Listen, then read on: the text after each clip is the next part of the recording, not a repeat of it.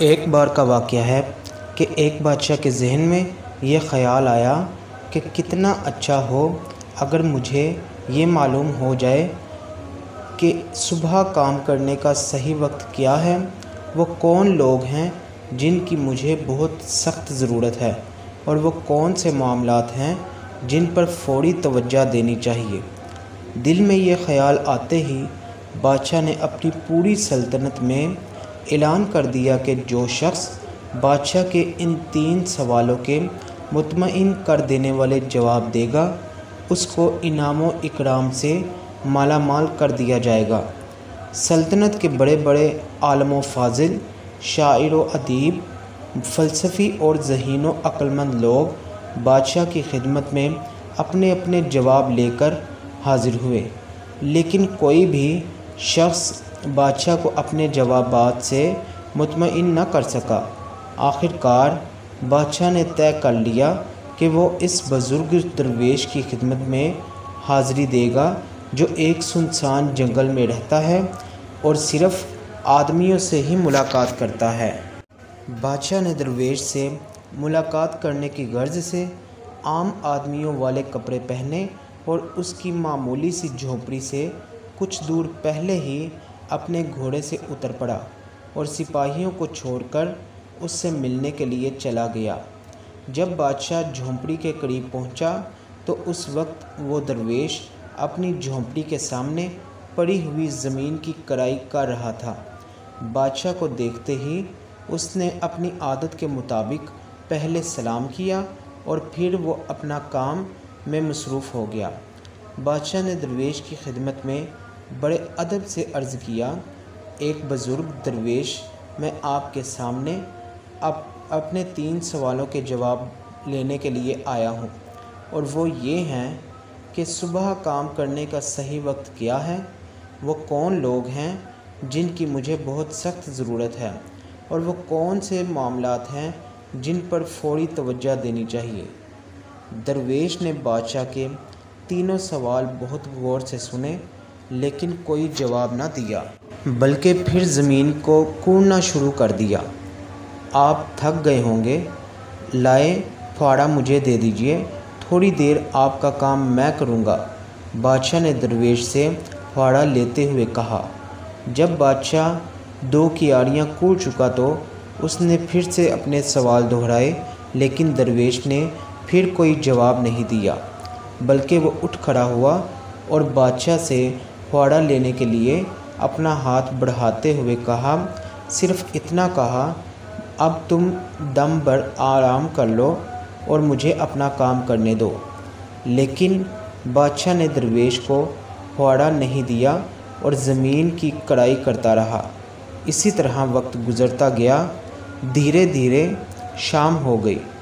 انجام کار بادشاہ نے زمین پر آخری بار مارتے ہوئے کہا، بزرگ درویش، میں آپ کے پاس اپنے 3 سوالوں کے جواب لینے آیا تھا۔ اگر آپ میرے سوالوں کے جواب نہیں دے سکتے تو کہہ دیجیے، میں اپنے گھر لوٹ جاؤں گا۔ بزرگ نے جواب دینے کے بجائے پیچھے مڑ کر دیکھا اور بولے، دیکھو بھائی، آدمی ادھر بھاگا ہوا آ رہا ہے، اور آؤ دیکھو وہ کون ہے۔ بادشاہ نے اپنے پیچھے مڑ کر دیکھا، ایک آدمی جنگل سے جھونپڑی کی طرف بھاگا ہوا آ رہا تھا۔ وہ شخص اپنے ہاتھوں سے اپنا پیٹ دبائے ہوئے تھا اور خون اس کے ہاتھوں کے نیچے سے بہہ رہا تھا۔ جھونپڑی کے قریب آ کر وہ شخص کڑاہتا ہوا بادشاہ کے پاس آیا اور زمین پر گر کر بے ہوش ہو گیا۔ بادشاہ اور درویش نے اس آدمی کے زخم کو غور سے دیکھا۔ اس کے پیٹ پر بڑا سا زخم تھا۔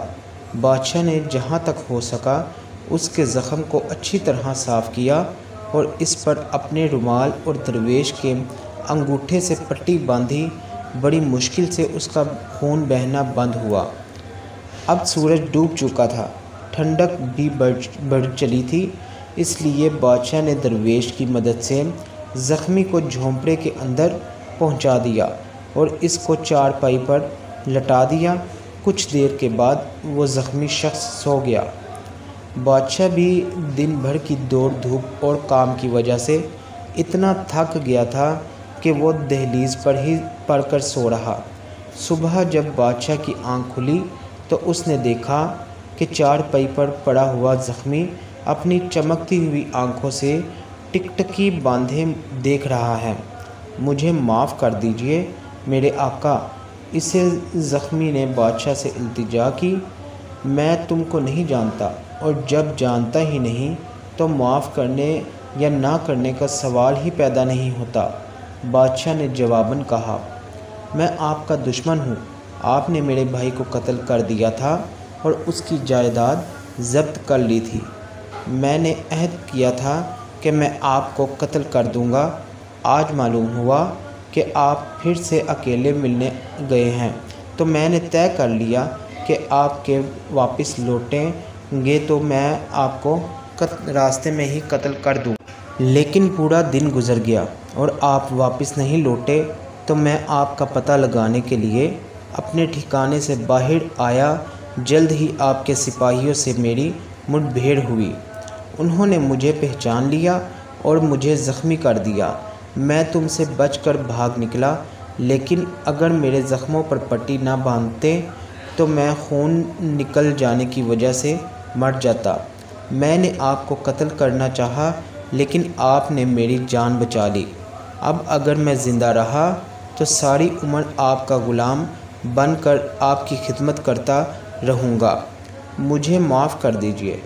بادشاہ دشمن سے اتنی آسانی سے صلح کر کے اور اسے دوست بنا کر بہت خوش ہوا، اور اس نے اس کو معافی نہیں کیا، بلکہ اس سے یہ بھی کہا کہ میں اپنے خادموں اور شاہی طبیبوں کو تمہاری دیکھ بھال اور علاج کے لیے بھیج دوں گا اور تمہاری جائیداد بھی واپس کر دوں گا۔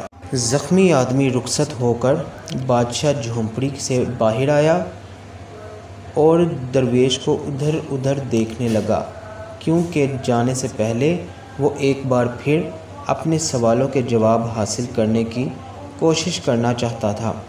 درویش باہر اپنے گنٹھور جھکا ہوا اور ان کیاریوں میں بوائی کر رہا تھا جو ایک روز پہلے گوڑی اور بنائی گئی تھی۔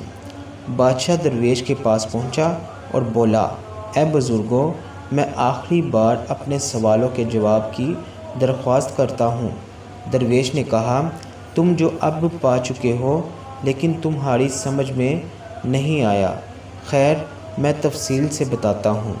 اگر تم نے کل میری کمزوری پر ترس کھا کر ان کیاریوں کو میرے لیے کوڑا نہ ہوتا اور اپنے راستے چلے گئے ہوتے تو وہ آدمی تم پر حملہ کر دیتا، اس لیے وہ وقت بہت اہم تھا جب تم کیاریاں کوڑ رہے تھے۔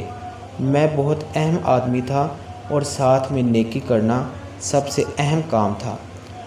بعد کو جب وہ آدمی بھاگ کر ہم لوگوں کے پاس آیا تو وہ بڑا اہم وقت تھا، کیونکہ تم اس کی دیکھ بھال کر رہے تھے۔ اگر تم اس کے زخموں پر پٹی نہ باندھتے تو وہ تم سے صلح کیے بغیر مر جاتا، اس لیے وہ اہم آدمی تھا، اور جو کچھ تم نے اس کے ساتھ کیا وہ بہت اہم کام تھا۔ اس لیے یاد رکھو کہ ایک ہی وقت بہت اہم ہے، اور وہ ہے موجودہ وقت، اس لیے کہ یہی وہ وقت ہے جب ہمیں کوئی موقع اور کوئی طاقت حاصل رہتی ہے۔ سب سے اہم آدمی وہ ہے جس کے ساتھ تم ہو، اس لیے کہ کسی کو نہیں معلوم کہ پھر کبھی اس سے معاملہ پڑے گا یا نہیں، اور سب سے اہم کام یہ ہے کہ اس کے ساتھ نیکی کی جائے، کیونکہ انسان کا اس مقصد سے یہ زندگی عطا ہوئی ہے۔ جزاک اللہ۔